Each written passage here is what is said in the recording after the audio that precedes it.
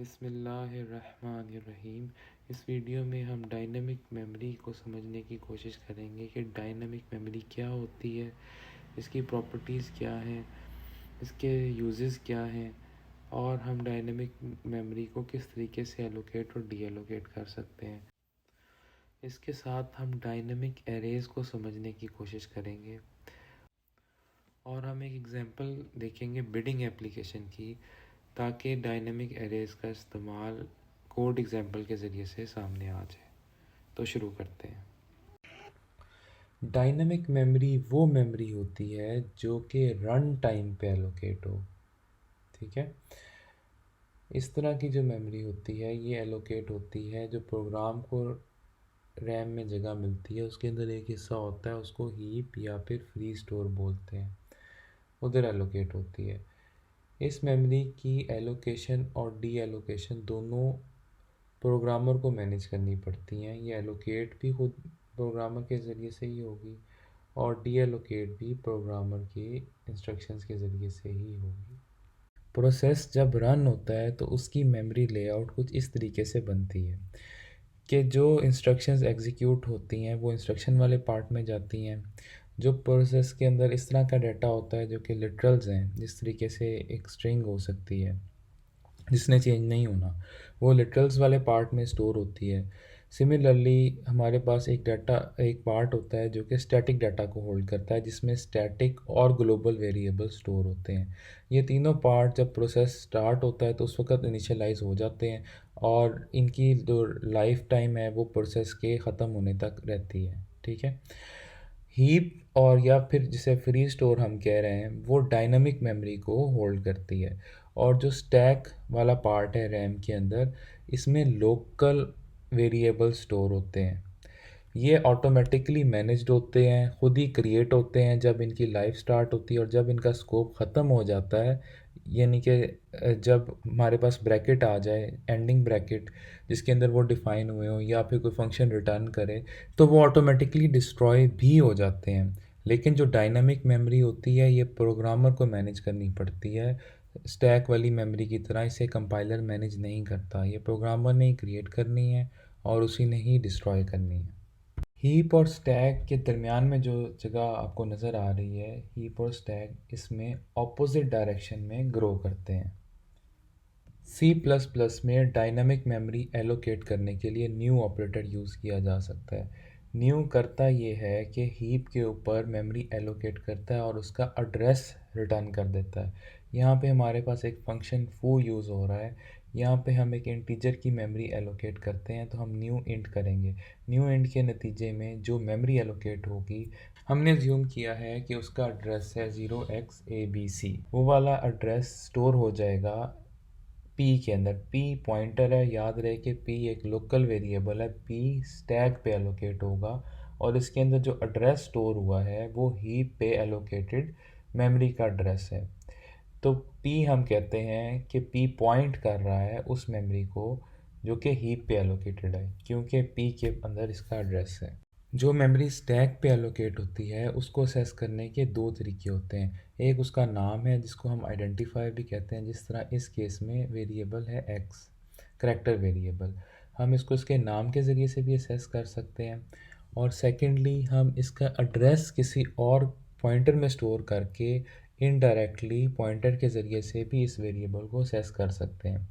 लेकिन जो memory heap पे एलोकेटेड है उसका कोई नाम नहीं है, उसके हमारे पास असेस करने का एक ही तरीका है, वो है उसका एड्रेस जो कि हमने किसी पॉइंटर में स्टोर किया होता है।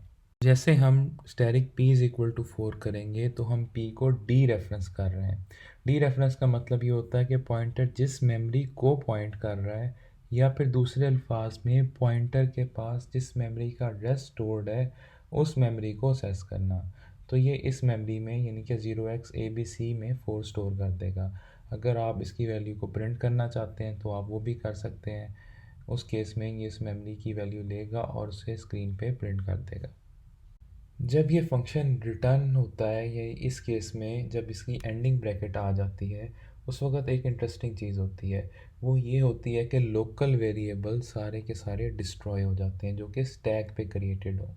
अब पी भी एक लोकल पॉइंटर था, लोकल वेरिएबल ही था ना, तो पी भी डिस्ट्रॉय हो गया। तो जब पी डिस्ट्रॉय हुआ तो ये जो मेमोरी थी डायनेमिक, जिसका एड्रेस है 0xabc, इस तक पहुंचने का हमारे पास अब कोई ज़रिया नहीं रहा। और ये डायनेमिक मेमोरी थी, हीप पे एलोकेटेड थी, या खुद ब खुद ही डी एलोकेट नहीं होगी। तो हम कहते हैं कि ये मेमोरी लीक हो गई है। मेमोरी लीक तब होती है जब कोई पॉइंटर बाकी ना बचे जो कि डायनेमिक मेमोरी का एड्रेस होल्ड करता हो। तो इसका हल ये है कि फंक्शन रिटर्न करने से पहले हमें उस मेमोरी को डिलीट कर देना चाहिए था। तो हम कर सकते हैं डिलीट कीवर्ड यूज़ करते हुए, और उसके आगे हम पॉइंटर मेंशन करेंगे डिलीट पी। तो डिलीट पी से याद रखें, कतन पी डिलीट नहीं होगा, बल्कि वो मेमोरी जो कि हीप पे एलोकेटेड थी, जिसका एड्रेस पी के अंदर स्टोर था, वो मेमोरी डिलीट होगी। अब डायनेमिक मेमोरी डी एलोकेट हो गई है, और अब हमारे पास इस फंक्शन में कोई मेमोरी लीक नहीं हो रही। डायनामिक अरे से मुराद ऐसी अरे है जो कि रन टाइम पे एलोकेट हो रही हो। ये भी न्यू ऑपरेटर के ज़रिए से एलोकेट की जा सकती है। न्यू के साथ हम डाटा टाइप लगाएंगे, और उसके बाद हम साइज़ स्पेसिफाई कर देंगे। और जो साइज़ हम स्पेसिफाई करते हैं स्क्वायर ब्रैकेट्स में, उसके लिए कांस्टेंट होना ज़रूरी नहीं है। ठीक है। तो इससे होगा ये कि हमारे पास अरे क्रिएट हो जाएगी, और उसका एड्रेस आके स्टोर हो जाएगा पॉइंटर के अंदर, जो कि इस केस में P1 और C1 है। तो P1 और C1 अरे के 0th इंडेक्स को पॉइंट करते हैं। अगर किसी और इंडेक्स को असेस करना हो तो हम इंडेक्स ऑफ ऑपरेटर के ज़रिए से असेस कर सकते हैं। अगर हमने इस अरे को डिलीट करना हो तो इसका सिंटैक्स थोड़ा सा डिफरेंट है। डिलीट कीवर्ड के बाद एम्प्टी स्क्वायर ब्रैकेट्स आती हैं, और फिर उस पॉइंटर का नाम आता है जो कि उस अरे को पॉइंट कर रहा होता है। ठीक है। तो इससे भी वो अरे जिसको पॉइंटर पॉइंट कर रहा है, जो कि हीप पे एलोकेटेड है, वो डिलीट होती है, और पॉइंटर डिलीट नहीं होता।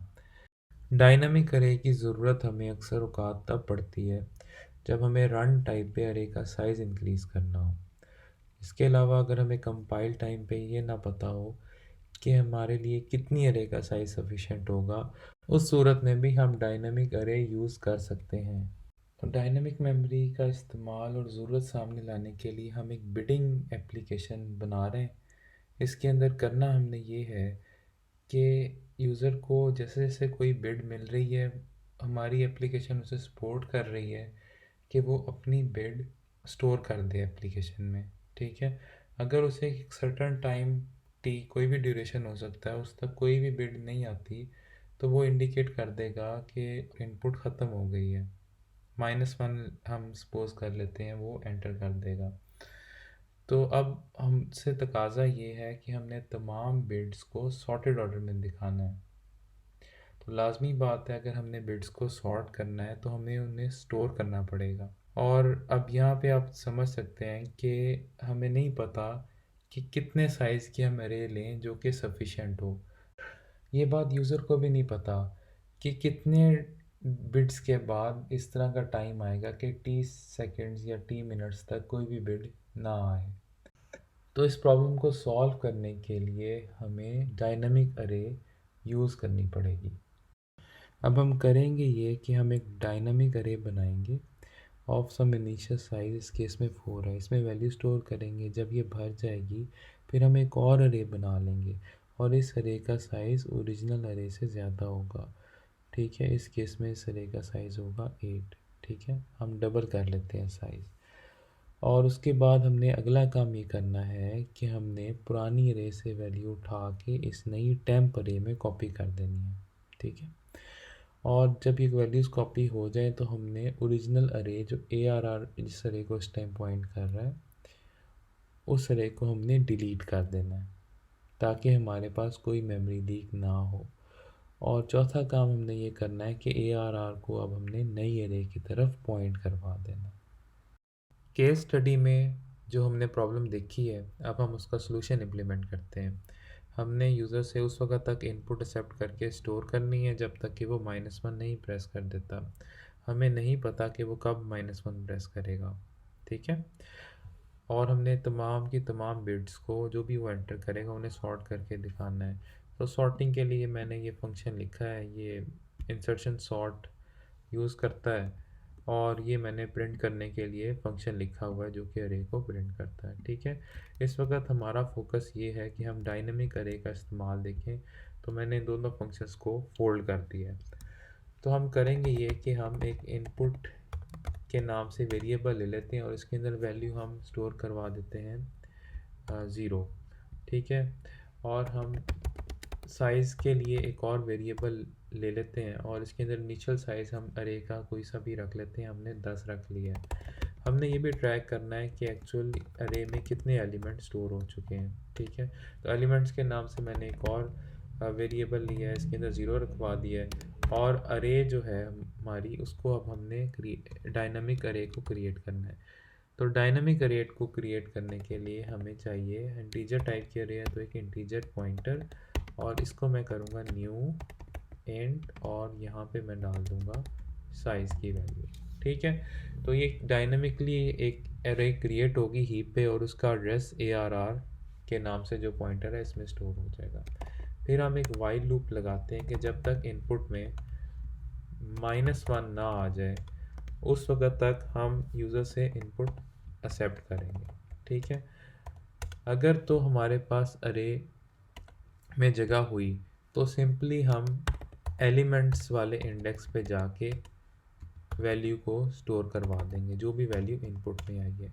और अगली वैल्यू हमने अगले इंडेक्स पे स्टोर करवानी है तो हम एलिमेंट्स को प्लस प्लस कर देते हैं। ठीक है, अब मसला सिर्फ ये है कि जब अरे भर जाएगी, यानी कि जब एलिमेंट्स की वैल्यू इनपुट के नहीं सॉरी एलिमेंट्स की वैल्यू साइज़ के बराबर हो जाएगी, उस सूरत में हम क्या करेंगे?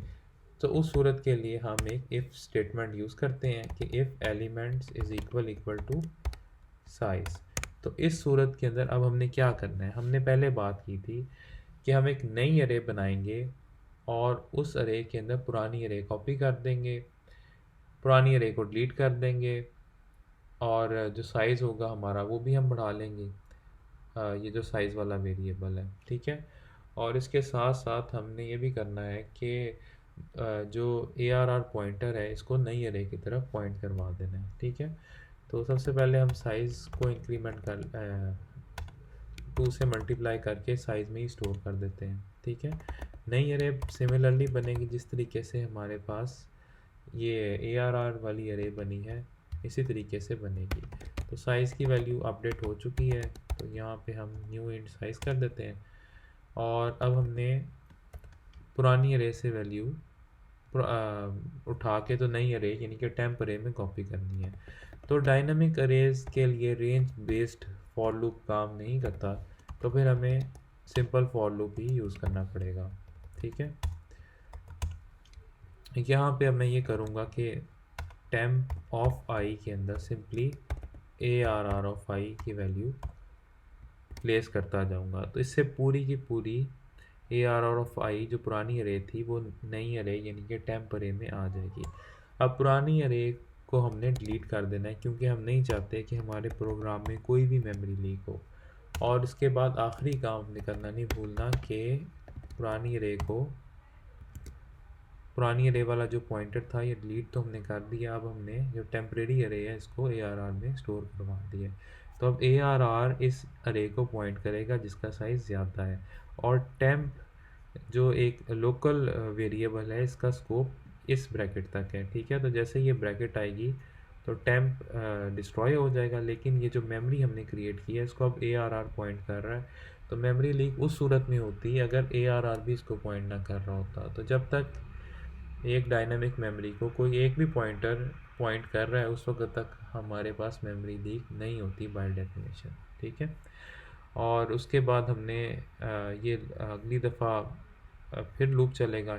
इस लूप जैसे ही ये साइज़ इंक्रीज़ करके आएगा एलिमेंट्स इंडेक्स पे वैल्यू स्टोर हो जाएगी, फिर दोबारा लूप चलेगा और इनपुट लेगा। अल्टीमेटली ये लूप तब ख़त्म होगा जब इनपुट में यूज़र दे देगा -1। ठीक है, हम यहाँ पे चेक लगा सकते थे कि -1 स्टोर ना हो, लेकिन फ़िलहाल हमने चेक नहीं लगाया हुआ। अगर आप लगाना चाहते हैं तो फिर आप इसको उठा लें और एक दफ़ा यहाँ पे इनपुट ले लें। ठीक है, पहली इनपुट जो भी होगी और उसके बाद आप यहाँ पे इनपुट ले लें।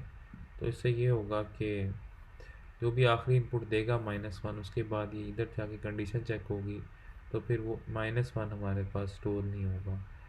बहरहाल उसके बाद अब हमने ये करना है कि हमने अरे को सॉर्ट करना है। तो सॉर्ट के लिए जो सॉर्ट टिंग वाला फंक्शन हमने बनाया सॉर्ट बिड, उसको कॉल कर देंगे, ARR इसको पास करेंगे।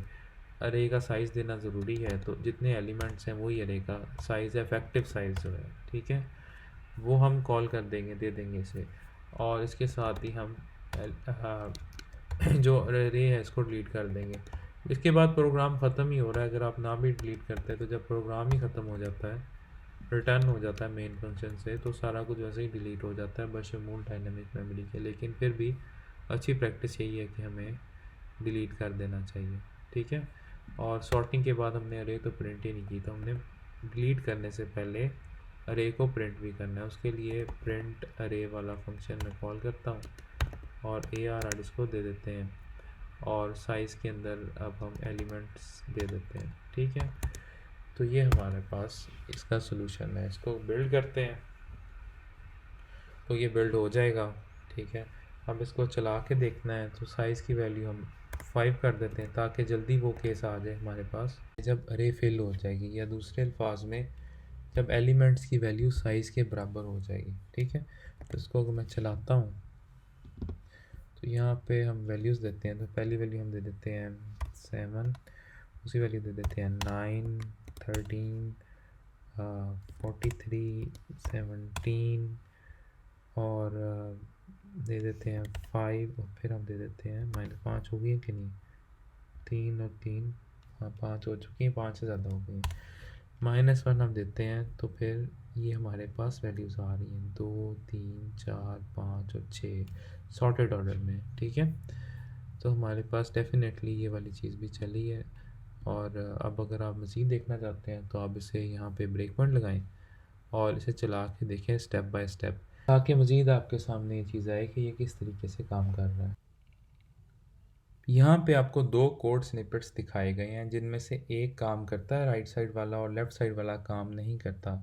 इसको दिखाने का मकसद ये है कि अगर हम ये चीज़ इस्तेमाल करें कि C++ के कुछ मॉडर्न कंपाइलर्स हमें ये अलाउ कर देते हैं कि हम इस तरह की अरे बनाएं जिसका साइज़ नॉन कॉन्स्ट इंट हो, ठीक है। जिस तरह कि इसका साइज़ नॉन कॉन्स्ट इंट है। विजुअल स्टूडियो आपको ये अलाउ नहीं करेगा, लेकिन कुछ कंपाइलर्स ये अलाउ करते हैं, जिनमें से एक क्लैंग भी है जो कि मैं यूज़ कर रहा था इस वीडियो के लिए, ठीक है। तो अगर हमें ये अलाउ हो कि हम इस तरीके से अरे बना सकते हैं, तो क्या हमारा मसला हल हो जाता है? हमें डायनेमिक मेमोरी की फिर ज़रूरत है या नहीं? तो हमें डायनेमिक मेमोरी की फिर भी ज़रूरत रहती है, क्योंकि अगर आप यहाँ पे अरे इनिशियल साइज़ की डिक्लेयर कर लेंगे और आप साइज़ इंक्रीज़ करके टेम्परेरी अरे भी बना लेंगे, ये अरे स्टैक पे बनेगी, इस अरे में वैल्यू भी कॉपी कर लेंगे, लेकिन यहाँ आप जो ओरिजिनल अरे वाला पॉइंटर था, इसको इस अरे की तरफ नहीं मूव कर सकते, ठीक है। तो ये अलाउ नहीं होता है। जो इस तरीके से अरे स्टैक पे क्रिएट होगी, ARR इसी अरे के साथ एसोसिएटेड है, अगरचे ये भी पॉइंटर है, ये किसी और अरे को पॉइंट नहीं कर सकता। तो ये वजह है कि हमारे पास इस तरह की अगर आप अप्रोच यूज़ करेंगे तो ये काम नहीं करेगी, यहाँ पे आपको एरर आ जाएगा, ठीक है। जबकि डायनेमिक मेमोरी के लिए फिर हमें इसका हल ये करना पड़ता है कि यहाँ पे एक हम चेंज करते हैं, यहाँ पे हम इसकी जगह पे ये चीज़ यूज़ कर लेंगे डायनेमिकली। सेकेंडली, ये जो टेम्प अरे हमने बनाई है, इसके लिए भी हम ये डायनेमिकली इसको एलोकेट कर लेंगे, ठीक है। और थर्डली, फिर हम ये वाली चीज़ जब करेंगे तो फिर कंपाइलर हमें कंप्लेन नहीं करेगा, क्योंकि ARR एक पॉइंटर है, ठीक है, जो कि डायनेमिकली एलोकेट हुई हुई अरे का एड्रेस स्टोर करता है, तो ये किसी और अरे को भी पॉइंट कर सकता है, ओके।